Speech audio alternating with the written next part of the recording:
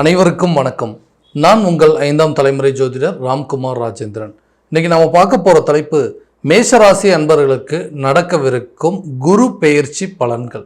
இந்த குரு பெயர்ச்சி அப்படிங்கிறது இதுவரைக்கும் மேஷராசி அன்பர்களுக்கு 2ஆம் இடமான ரிஷப ராசியில் சஞ்சாரம் செஞ்சிட்டு இருந்த குரு பகவான் மே மாதம் 14ஆம் தேதி ரிஷபத்திலிருந்து மிதுன ராசிக்கு பெயர்ச்சி அடைகிறார். அதாவது உங்களுடைய ராசிக்கு 3ஆம் இடமான தைரிய ஸ்தானத்திற்கு பெயர்ச்சி அடைகிறார். ஸோ இந்த நிகழ்வு காலகட்டங்கள், இந்த குரு பகவானுடைய பெயர்ச்சி காலகட்டங்களில் மேசராசி அன்பர்களுக்கு எந்த விதமான அற்புதங்கள் மற்றும் சிறப்பு பலன்களை கொடுக்க போகுது அப்படிங்கிறத தெளிவாகவும் விவரமாகவும் இந்த காணொலியில் பார்க்கலாங்க. நம்ம சேனலை ஃபஸ்ட் டைம் பார்க்குறவங்க அதை சப்ஸ்கிரைப் பண்ணிக்கோங்க, பெல் பட்டனை கிளிக் பண்ணி ஆல் அப்படிங்கிற ஆப்ஷன் கொடுத்துக்கோங்க. ஸோ மேசராசி அன்பர்கள் செவ்வாய் பகவானை அதிபதியாக கொண்டவர்கள். எந்த ஒரு விஷயத்தையுமே தைரியத்தோடும் துணிச்சலோடும் செய்து முடிக்கக்கூடிய நபர்கள். தனக்கு ஒரு விஷயம் சரின்னு பட்டதுன்னா அது எவ்வளோ ரிஸ்க் இருந்தாலும் சரிங்க, அந்த காரியத்தை செஞ்சு முடிக்கணும், அதனுடைய ஆழத்தை பார்க்கணும் அப்படிங்கிற ஒரு எண்ணங்கள் எப்போவுமே உங்கள் மனசுக்குள்ளே ரொம்ப ஆழமாகவே இருக்குங்க. தனக்கு ஒரு விஷயம் பட்டுருச்சு அப்படின்னா அதை எப்படியாவது செஞ்சு முடிக்கணும் அப்படிங்கிற ஒரு வைராக்கிய குணம் படைத்தவர்கள் சொல்லலாம்.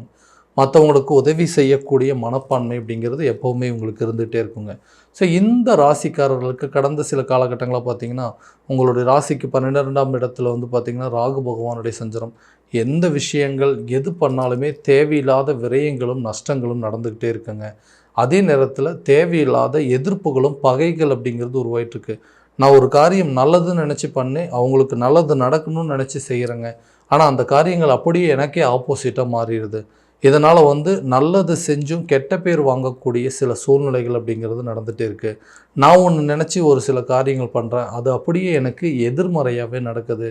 நிறைய விஷயங்களில் தேவையில்லாத பணத்தடைகள், தொழில் ரீதியாகவும் சில தடைகள், வாழ்க்கையில் நம்ம எடுத்து வைக்கக்கூடிய ஒவ்வொரு முயற்சியிலும் தேவையற்ற தடைகள் அப்படிங்கிறது வருது. ஒரு தொழில் ரீதியாகவும் பெரிய முன்னேற்றம் இல்லை. மனைவி மக்களிடையே தேவையில்லாத கருத்து வேறுபாடுகள், கூட்டாளிகள் மூலமாக சில சட்ட சிக்கல்கள், இந்த மாதிரி நிறைய விஷயங்களை சந்தித்து வாழ்க்கையில் இந்த மாதிரி ஒரு சூழ்நிலைகளிலிருந்து எப்போ தான் நமக்கு விடிவு காலம் பிறக்கும் அப்படின்னு நினச்சிட்டு இருக்கக்கூடிய இந்த மேஷராசி அன்பர்களுக்கு இந்த குரு பகவானுடைய பெயர்ச்சி, அதாவது உங்களுடைய 3ஆம் இடமான தைரிய ஸ்தானத்தில் நடைபெறவிருக்குங்க. ஒரு விஷயத்தை துணிச்சலாக செய்து முடிக்கக்கூடிய அளவுக்கு, அதாவது இந்த குரு அப்படிங்கிறவர் கல்வி, செல்வம், பொன்பொருள் சேர்க்கை, ஆடை ஆபரணங்கள், வண்டி வாகனங்கள் போன்ற அனைத்து அமைப்புகளும் கொடுக்கக்கூடியவர் இந்த குருங்க. ஸோ இந்த குரு உங்களுடைய ராசிக்கு 3ஆம் இடத்துல உட்காரது மட்டுமில்லை, அதனுடைய பார்வை அப்படிங்கிறது இருக்குங்க. ஸோ ஒரு 3 இடங்களில் குருவுடைய பார்வை அப்படின்னு சொல்லாங்க. ஸோ பொதுவாக பார்த்திங்கன்னா 5, 7 மற்றும் 9 ஆகிய இடங்களில் பார்ப்பாருங்க. அதே நேரத்தில் உங்களுடைய ராசியிலிருந்து பார்க்கும்போது உங்களுடைய ராசிக்கு 3ஆம் இடத்துலேருந்து குரு பகவானுடைய பார்வையானது 7, 9 மற்றும் 11ஆம் இடத்தில், அதாவது கலசரஸ்தானம் என்று அழைக்கக்கூடிய 7ஆம் இடம், பாக்கியஸ்தானம் என்று அழைக்கக்கூடிய 9ஆம் இடம், அதே நேரத்தில் லாபஸ்தானம் என்று அழைக்கக்கூடிய 11ஆம் இடம். ஸோ இந்த குரு பயிற்சி எல்லா ராசிக்காரர்களோட இந்த மேஷராசி என்பவர்களுக்கு நல்ல ஒரு விதமான பலன்கள் அப்படிங்கிறது கட்டாயமாக கொடுக்கும். ஸோ இதுவரை தான் பட்ட கஷ்டங்களிலிருந்து விடுபடக்கூடிய ஒரு காலம் அப்படின்னே சொல்லலாங்க. ஏன்னா இந்த குரு 3ஆம் இடத்துலேருந்து ஸ்ட்ரைட்டாக 7ஆம் இடத்தை பார்க்கும்போது இதுவரைக்கும் தொழில் ரீதியாக இருந்து வந்த தடைகள் அப்படிங்கிறது அகலும். ஒரு விஷயத்தை முயற்சி பண்ணணும், புதுசாக ஒரு பிஸ்னஸை ஸ்டார்ட் பண்ணணும்னு சொல்லி நானும் நிறைய போராட்டங்கள், நிறைய முயற்சிகள்லாம் எடுத்தேங்க. ஆனால் இது வரைக்கும் எனக்கு அது சக்ஸஸே ஆகலை. ஸோ இந்த காலகட்டங்களில் புதுசாக ஒரு தொழிலை தொடங்கணும். இது வரைக்கும் நான் செஞ்சிட்டு இருந்த வேலை எனக்கு எந்த முன்னேற்றமும் இல்லை. ஸோ அடுத்தவங்களுக்காக உழைக்கிறத விட தானே ஒரு சொந்தமாக ஒரு தொழில் ஆரம்பித்தா கண்டிப்பாக நல்லாயிருக்குங்கிற ஐடியாஸில் தொழிலை தொடங்கிறதுக்கு எடுத்த முயற்சியெல்லாம் தடைப்பட்டு இருந்த காலங்கள் போய் இப்போது இந்த தொழில் ரீதியாக எடுக்கக்கூடிய முயற்சிகள் கட்டாயமாக உங்களுக்கு வெற்றி பலன் அப்படிங்கிறது கண்டிப்பாக கொடுக்கும். அதே நேரத்தில் இந்த கூட்டு தொழில் முயற்சிகளில் சில பேர் முயற்சி பண்ணியிருப்பீங்க, அதுவுமே உங்களுக்கு தடைப்பட்டிருக்கும். ஸோ கூட்டு தொழில்கள்லேயும் நல்ல ஒரு முன்னேற்றம் காணப்படும். புதுசாக பார்ட்னர்ஸ் ஆடுவாங்க. ரொம்ப நாளாக ஒரு பிளான் வச்சுட்ருக்குங்க. ஸோ அது கரெக்டான விதத்தில் ஒரு பார்ட்னர் அப்படிங்கிறது நமக்கு இல்லாமல் இருந்தது. ஸோ அந்த மாதிரி ஒருத்தர் இருந்தாருன்னா இன்வெஸ்ட்மெண்ட் பண்ணுறதுக்கும் சரி, ஹார்ட் ஒர்க் பண்ணுறதுக்கும் சரி, எல்லாமே நல்ல நிலையில் இருக்குங்க. ஸோ கூட்டு தொழில் செய்வதற்கான ஒரு காலகட்டங்கள் அப்படிங்கிறது இது நல்லபடியாக இருக்குங்க. அடுத்தது உத்தியோகஸ்தர்கள் என்று சொல்லக்கூடியவங்களுக்கு வேலையில் ஒரு நல்ல மாற்றம் அப்படிங்கிறது உருவாகும். நிறைய கஷ்டப்பட்ட, நிறைய உழைக்கிறாங்க, நிறைய ஹார்ட் ஒர்க்கு, நிறைய எஃபோர்ட் எல்லாம் எடுக்கிறேன், ஆனால் அதுக்கு உண்டான பலன்கள் எதுவுமே இல்லை. ஸோ சில நேரத்தில் நம்ம இந்த வேலையை செய்யலாமா வேண்டாமா அப்படிங்கிற ஒரு பதட்டமும் பயமும் ஏற்படுதுங்க. ஏன்னா எல்லாமே நம்ம கரெக்டாக தான் செஞ்சிட்ருக்கோம். ஆனால் மற்றவங்க வாங்கக்கூடிய பேர்கள் கூட நமக்கு இல்லவே இல்லைங்க. நம்ம எல்லாருமே பார்த்து பார்த்து செய்கிறோம். ஆனால் நமக்கு வந்து மற்றவங்க மத்தியில் தேவையில்லாத கெட்ட பேர் மட்டும்தான் வந்துட்டுருக்கு. இதனால் என் ஒர்க் பண்ணுற என்னுடைய ஆர்கனைசேஷனில் நான் வேலை பார்க்குற இடத்துல எல்லாருமே என்ன எதிரியாக பார்க்குற மாதிரி ஒரு சூழ்நிலை இருக்குது. சம்மந்தமே இல்லாமல் எனக்கு என்னுடைய உயர் அதிகாரிகளுக்கிடையே கருத்து மோதல்கள், கருத்து வேறுபாடுகள் அப்படிங்கிறதெல்லாம் ஏற்பட்டுச்சு.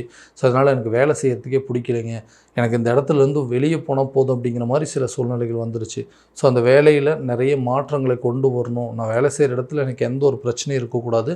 தைரியமாக எல்லோரும் போலவும் நான் வந்து செயல்படணும் அப்படின்னு நினைக்கிறவங்களுக்கு இந்த வரக்கூடிய குரு பயிற்சி காலகட்டங்களில் வேலை ரீதியாக எடுக்கக்கூடிய முயற்சிகள் கண்டிப்பாக நல்ல பலனை கொடுக்கும். புதிய முயற்சிகளும் புதிய ஒப்பந்தங்கள் அப்படிங்கிறது கையெழுத்தாகக்கூடிய ஒரு காலகட்டமாக இருக்க போதுங்க. நிறைய இன்டர்வியூஸ் அட்டன் பண்ணியிருப்பீங்க. அந்த இன்டர்வியூஸில் கண்டிப்பாக உங்களுக்கு கிடைக்கக்கூடிய சூழ்நிலைகள் அப்படிங்கிறது உருவாகும். பதவி உயர்வு, சம்பள உயர்வு, அது போன்ற அமைப்புகள் எல்லாத்தையும் கொடுக்குறவரே இந்த குரு பகவான் தான். பதவி பட்டம் எல்லாத்தையும் கொடுக்கக்கூடிய ஒரு காரணியாகவும் விளங்குறாருங்க. கட்டாயமாக இந்த மாதிரி நேரத்தில் உங்களுக்கு அடிஷ்னலாக நிறைய போனஸோ அல்லது இன்க்ரிமெண்ட்டோ அல்லது ப்ரமோஷன் கிடைக்கக்கூடிய ஒரு காலகட்டமாக இருக்க போகுது. திருமணம் சார்ந்த யோகங்கள். திருமணம் அப்படிங்கிறது ரொம்ப பெரிய தடையாகவே இருக்குதுங்க. ஏன்னா எல்லா விஷயத்துக்கும் பார்ப்பாங்க. இப்போ ஒரு திருமண காரியங்கள் பார்க்கணும் அப்படிங்கன்னா, ஒரு குழந்தை பாக்கியம் இருக்கா அப்படிங்கிற முயற்சியெல்லாம் எடுக்கும்போது குரு பகவானுடைய ஆதிக்கம் இருக்கா, குரு பலன் இருக்கா அப்படின்னு தான் பார்ப்பாங்க. ஸோ இந்த குரு பகவான் பார்க்கக்கூடிய பார்வையானது இந்த 7ஆம் இடம் என்று சொல்லக்கூடிய கலஸ்தரஸ்தானங்க. ஸோ இந்த இடத்துல திருமணம் சார்ந்த தடைகள் அப்படிங்கிறது கட்டாயமாக விலகக்கூடிய ஒரு காலகட்டமாக இருக்க போது. ரொம்ப நாளாக டிலே ஆகிட்டு இருந்தது. மேரேஜ் அப்படிங்கிறது ஒரு பெரிய தடையாக இருந்ததுன்னு யோசிச்சுட்டு இருக்கிறவங்களுக்கு திருமணம் சம்மந்தப்பட்ட அனுகூலங்கள் கட்டாயமாக கை கூட போகுதுங்க. அதே நேரத்தில் மனைவி பிள்ளைகளிடையே இருக்கக்கூடிய கருத்து வேறுபாடுகள் அப்படிங்கிறது தீரும். எதுக்கு தான் சண்டை போகிறோம்னே தெரியல, நாங்கள் சும்மா தாங்க இருக்கிறோம், ஆனால் கூட இருக்கிறவங்க, வீட்டில் இருக்கிறவங்க ஏதாவது ஒரு காரணத்தை ஏற்படுத்தி விட்டுறாங்க. அது மூலமாக கணவன் மனைவிக்கிடையே தேவையில்லாத சண்டை சச்சரவுகள், பெற்ற பிள்ளைகளுக்கும் பெற்றவங்களுக்கு மத்தியில் தேவையில்லாத கருத்து வேறுபாடுகள் அப்படிங்கிறது வந்துட்டுருக்கு. நான் சொல்கிற விஷயங்கள் எதுவுமே என் பசங்க கேட்க மாட்டேங்கிறாங்க, என் பொண்ணுங்க கேட்க மாட்டேங்கிறாங்க, எங்கள் அப்பாவே நான் சொல்கிறது செய்தியை வந்து அதாவது புரிஞ்சிக்கவே மாட்டேங்கிறார் அப்படின்னு சொல்லிட்டு நிறைய கருத்து வேறுபாடுகள் ஏற்பட்டுருக்குங்க. இந்த காலகட்டங்கள் குருவுடைய பார்வை 7ஆம் இடத்துல படும்பொழுது இந்த மனைவி பிள்ளைகள் கணவன் மனைவிக்கிடையே இருக்கக்கூடிய கருத்து வேறுபாடுகள் எல்லாமே தீர்ந்து குடும்பத்தில் குதூகலமான சில சூழ்நிலைகள் உருவாகுங்க. இன்ப சுற்றுலா செல்வதற்கான சில வாய்ப்புகள், ஆன்மீக காரியங்கள், ஆன்மீக பயணங்கள் மேற்கொள்வதற்கான வாய்ப்புகள் எல்லாமே கட்டாயமாக இருக்குது. அதே நேரத்தில் இந்த புத்திர பாக்கியம் இல்லாத தம்பதியினர் கூட குழந்தை பாக்கியம் அப்படிங்கிறது ஏற்படுவதற்கான சூழல் கட்டாயமாக இருக்குங்க. ரொம்ப நாளாக குழந்தை பாக்கியம் இல்லைன்னு சொன்னிங்கன்னா கண்டிப்பாக இந்த நேரத்தில் குழந்தை பாக்கியம் ஏற்படக்கூடிய ஒரு சூழல் ஏற்படுங்க. வண்டி வாகனங்கள், வீடு கட்டக்கூடிய யோகமும் கட்டாயமாக ஏற்பட போகுது. ரொம்ப நாள் முயற்சி பண்ணிகிட்டு இருக்கிறவங்க ஒரு வீடு கட்டணும், ஒரு யோகமாக இருக்குமா, நம்ம செய்யக்கூடிய காரியங்கள் எல்லாமே நல்லபடியாக இருக்குமா. ஆனால் வீடு கட்ட ஆரம்பித்தாச்சுங்க, அதுவும் ஒரு பக்கத்தில் நல்லா போயிட்டுருக்கு. ஆனால் அதில் நிறைய தடைகள் வந்துகிட்டே இருக்குது.